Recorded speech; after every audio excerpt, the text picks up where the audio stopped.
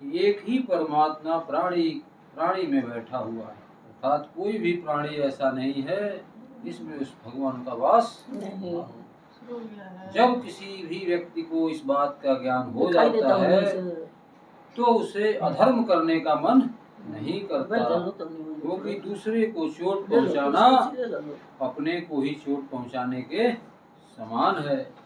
माता जी, अपने को चोट पहुंचाने के समान कैसे है? क्योंकि सब में भगवान है, क्योंकि सारे व्यक्तियों के हृदय में या उसके अंतर मन में जिस ईश्वर का वास है वो ईश्वर एक है, वो ईश्वर कहीं पृथक नहीं है। कण कण में, हम में, तुम में, कण के खंभ में, घट घट व्यापे राम। हे भक्तजन, हे ईश्वर, सभी में तुम्हारा ही वास है। इसलिए कहीं किसी व्यक्ति की बुराई करने का भाव आना अपने ही बुराई का कारण है, अर्थात दूसरा कोई दूसरा नहीं है, वो भी उतना ही अपना है जितना तुम स्वयं के अपने हो। इस भाव को समझने के लिए व्यक्ति को ये समझना पड़ता है कि जो शरीर भाव है, अर्थात जो भाव पृथक करने वाला है, शरीर शरीर में पृथकता होती है, उसके अंतर्भूत आत्मिक भाव में कोई पृथकता नहीं है। समझ में आ रहा है जी भक्तों? जो भी व्यक्ति है, सभी व्यक्तियों के अंदर जो विद्यमान भाव है, ईश्वर है, वो सारे व्यक्तियों का ईश्वर एक है। इसलिए कहीं किसी व्यक्ति की बुराई में कभी ये मत सोचो कि वो बुराई उसकी है, वो बुराई तुम्हारी भी है। इसीलिए गौतम बुद्ध जी की धारणा है कि दूसरे के कल्याण करने के लिए अपने को भी समर्पित कर दो। जो बोधिसत्व का सिद्धांत है, अर्थात जिसका ज्ञान भाव जागृत हो गया, जिसका सत्य भाव जागृत हो गया, उसको इस बात का बोध हो जाता है कि कण कण में और जन जन में, प्रत्येक प्राणी में उसी ईश्वर का वास है। तो गौतम बुद्ध जी कहते हैं कि यदि किसी को इस बात की चेतना नहीं है कि उसके अंदर ईश्वर का वास है, तो दूसरा व्यक्ति जिसको इस बात की चेतना है, उसको चेताने का, अर्थात उसको ज्ञान देने का भी उद्देश्य या भाव उसके अंदर होना चाहिए। ये हर उस ज्ञानी व्यक्ति का या चेते हुए व्यक्ति का दायित्व है कि जो व्यक्ति बोध में नहीं है उसे बोध प्रदान करे। इसी करुणा का संचार हुआ तो गौतम बुद्ध जी ने, जब उनको 35 वर्ष की आयु में बोधि प्राप्त हुई, उसके बाद उनके अंदर ये भाव आया कि क्यों ना मैं संसार से अपने को पृथक कर लूं। फिर उनके अंदर करुणा का संचार हुआ।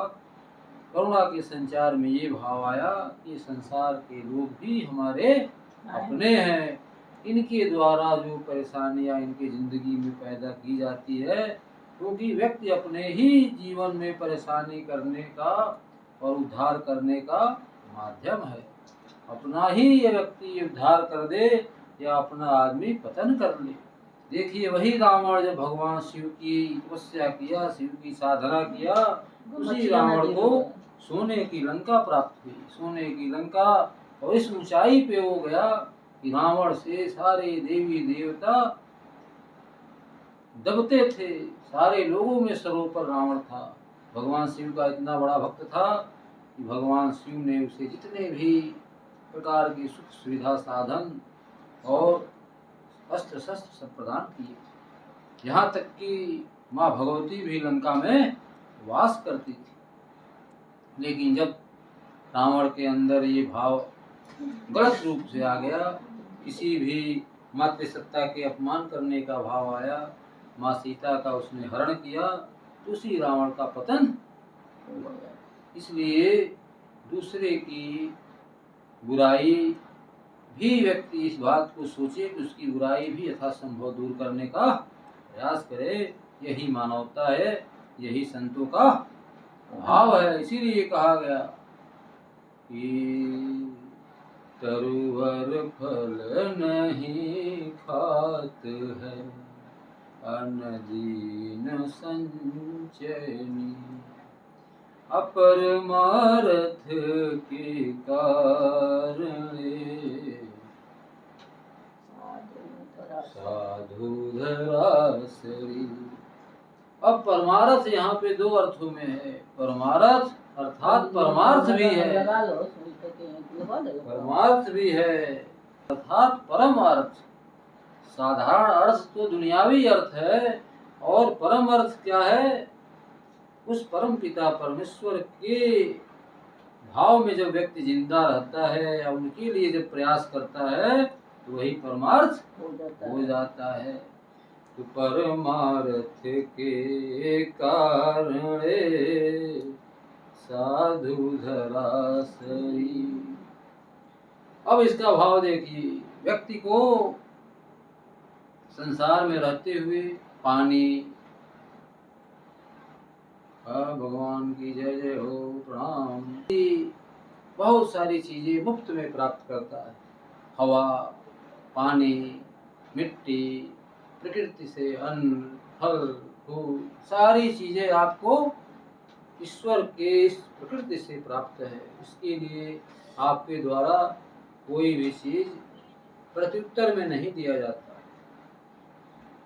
तब ये आपको ये संदेश देता है कि मनुष्य को निस्वार्थ भाव से संसार के लिए, समाज के लिए, दुनिया के लिए कल्याण भाव से कार्य करना चाहिए।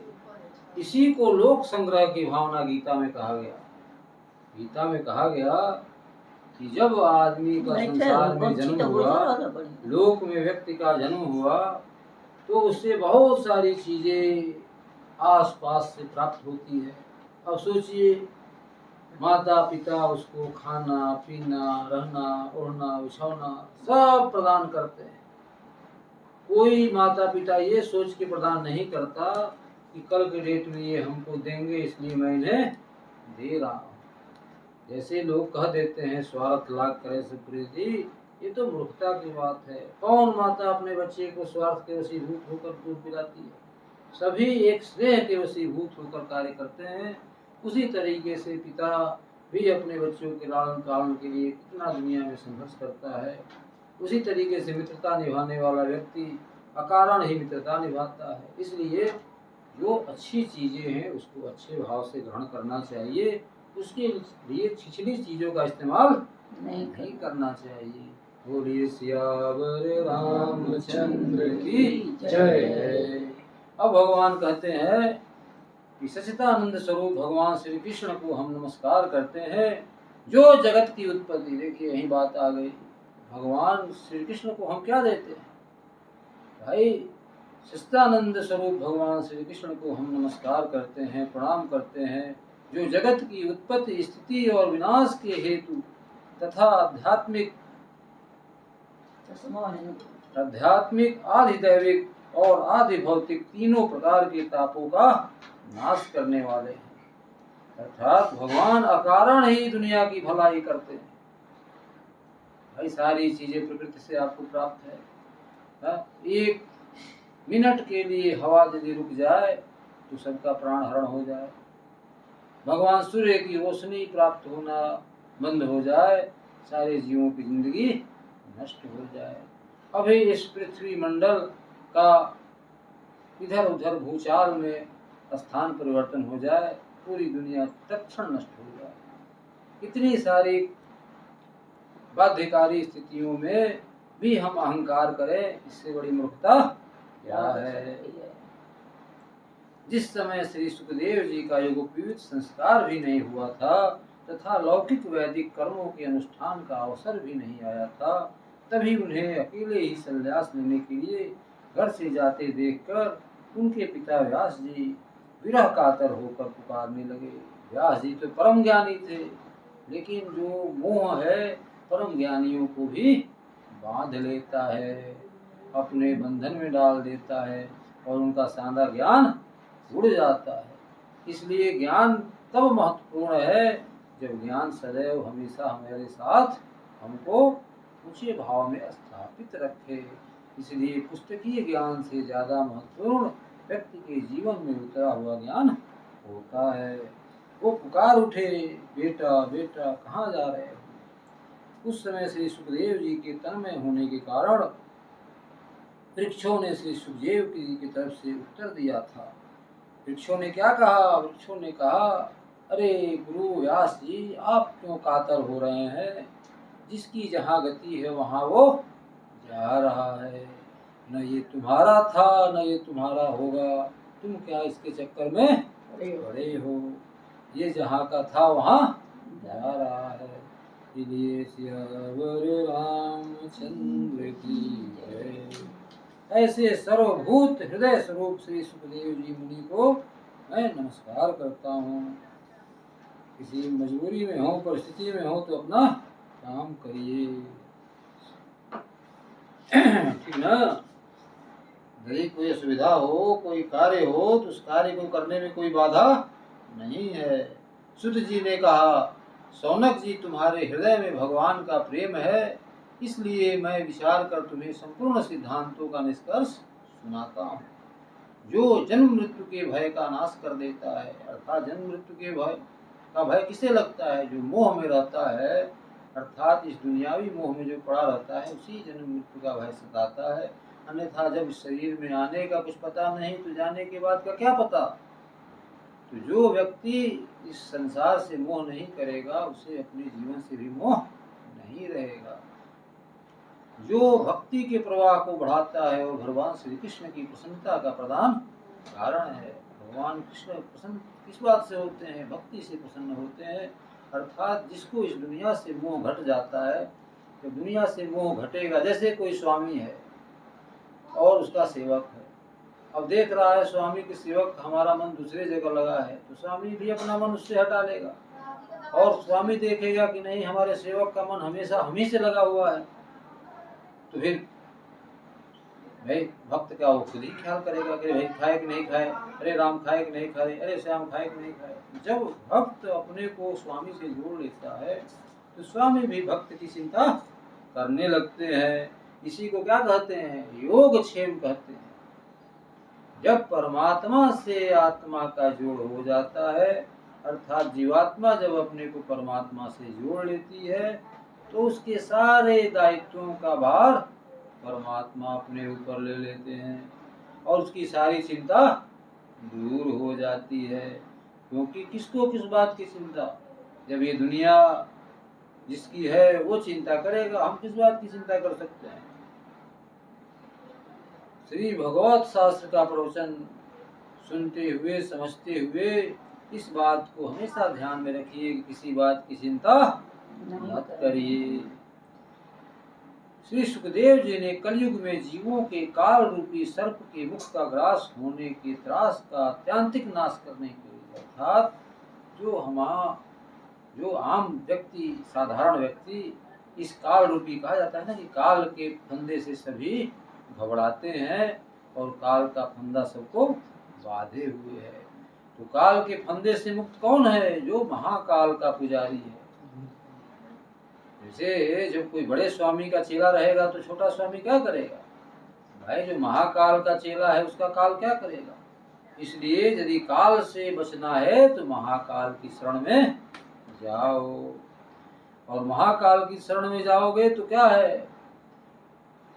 हरे जा पर कृपा न करहि पुरारी, ते नहीं पावे भगति हमारी। तो भगवान क्या कहते हैं? जब त्रिपुरारी अर्थात महाकाल जब कृपा करते हैं उसे ही हमारी कृपा प्राप्त होती है। जिस पर त्रिपुरारी कृपा नहीं करते हैं उसे हमारी कृपा प्राप्त नहीं होती। जब सुखदेव जी राजा परीक्षित को यह कथा सुनाने के लिए, अर्थात भागवत पुराण की कथा सुनाने के लिए उद्यत हुए, तब देवता लोग उनके पास अमृत का कलश लेकर आए। अर्थात देवताओं को ये माना गया है कि देवता लोग अपने पुण्य के क्षीण होने के बाद धरती पे उतर जाते हैं, और मानव यदि भागवत कथा सुनता है तो सीधे भगवान की शरण में चला जाता है। भगवान का लोक ऊपर माना गया है, देवताओं लोगों का लोक नीचे माना गया है। तो जैसे कोई भी व्यक्ति ये नहीं चाहता कि हमारे नीचे वाला व्यक्ति हमसे ऊपर पहुँचे, उसी तरह से देवता लोग भी पृथ्वी के लोगों को भगवान के लोक में जाने से रोकने के लिए प्रयास करते हैं। बोलिए सियावर रामचंद्र की जय। देवता अपना काम बनाने में बड़े कुशल हैं। ऐसे भोगी व्यक्ति ये नहीं चाहता है कि कोई दूसरा व्यक्ति भोग का अपमान करे। भाई देवता लोग अपने को मानते हैं कि हम ही लोग बड़े हैं। अब देख रहे हैं कि ये मानव तो भगवान के प्यार में पड़ गया, ये मानव भगवान के प्यार में पड़ गया, भगवान के प्यार में पड़ जाएगा, ये तो हमसे ऊपर लोक में पहुंच जाएगा। तो ये वृत्ति यही नहीं है, ये वृत्ति चहुओर है। ये ईश्वर लोक के भी नीचे जो देवता लोग हैं इसी वृत्ति से ग्रस्त रहते हैं कि कोई व्यक्ति हमसे ऊपर न चढ़ने पाए। और भागवत कथा वो चीज है इसके सेवन करने के साथ साथ आत्मा परमात्मा का जोड़ हो जाता है और जीवात्मा परमात्मा के सानिध्य में पहुंच जाती है। तो परमात्मा में सानिध्य पहुंचने के साथ देवलोक से उसके ऊपर स्थिति हो जाती है। देवता कलश जो अमृत का लेकर पहुंचते हैं और कहते हैं कि हे सुखदेव जी, आप ये अमृत का कलश ले लीजिए और हमें कथामृत का ज्ञान दीजिए।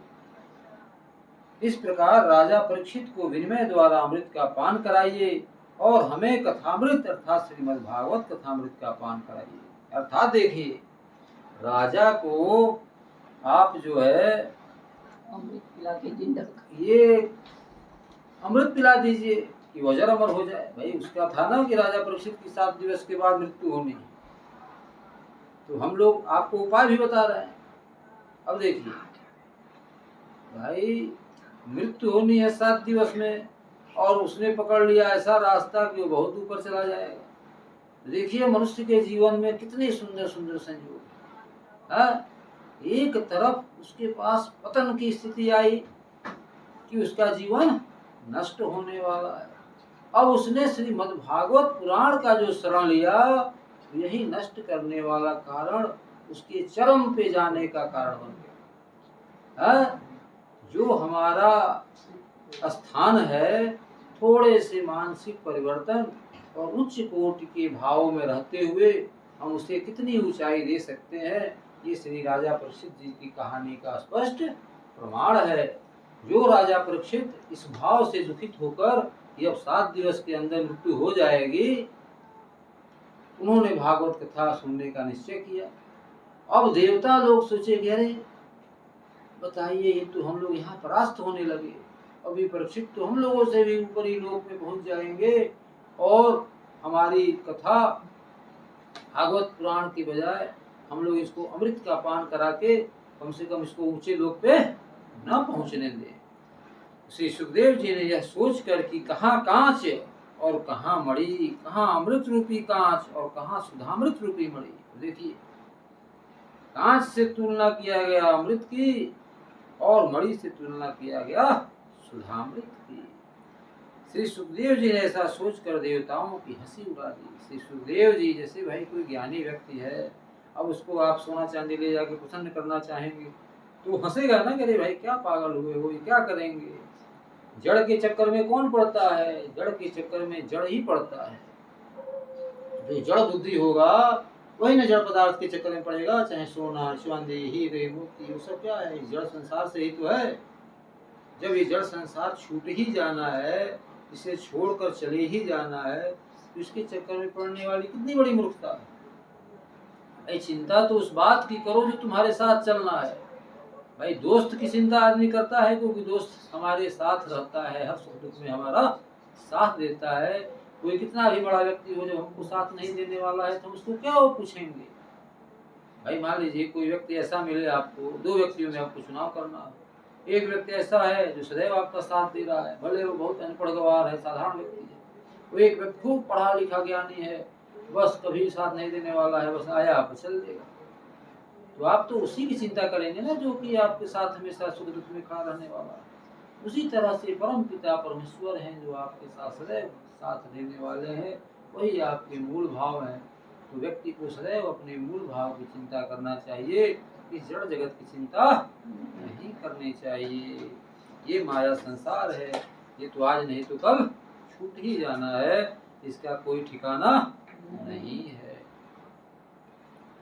श्री सुखदेव जी ने देवताओं को भक्ति शून्य जानकर, अब देखिए, देवता यदि आते कथा सुनने के लिए तो सुखदेव जी को सुनाने में कोई आपत्ति नहीं थी, लेकिन जिसके मन में छल है, छली को व्यक्ति कथा कैसे सुनाए? जो व्यक्ति दूसरे के कल्याण के लिए आए उसकी तो भाई कल्याण अपने आप हो जाता है, लेकिन जो केवल छल से, ईर्ष्या से, द्वेष से, कटुता से आ रहा है कथा का सेवन करने के लिए, उसको कथा किस बात का सुनाया जाए जिसके अंदर पाप भरा हुआ है। जैसे कहा गया ना, सोने कलश सुरा भरा, साधु निंदा सोए। यदि कलश में सोने का भी कलश हो और उसमें सुरा भरा तो वो उसकी साधु निंदा करते हैं। वही स्थिति देवताओं की है। देवता हैं तो बड़े अच्छे, बड़े सुंदर, बड़े अच्छे, सोने चांदी हीरे जवाहरात सब धारण किए हैं, लेकिन उनके हृदय में क्या है?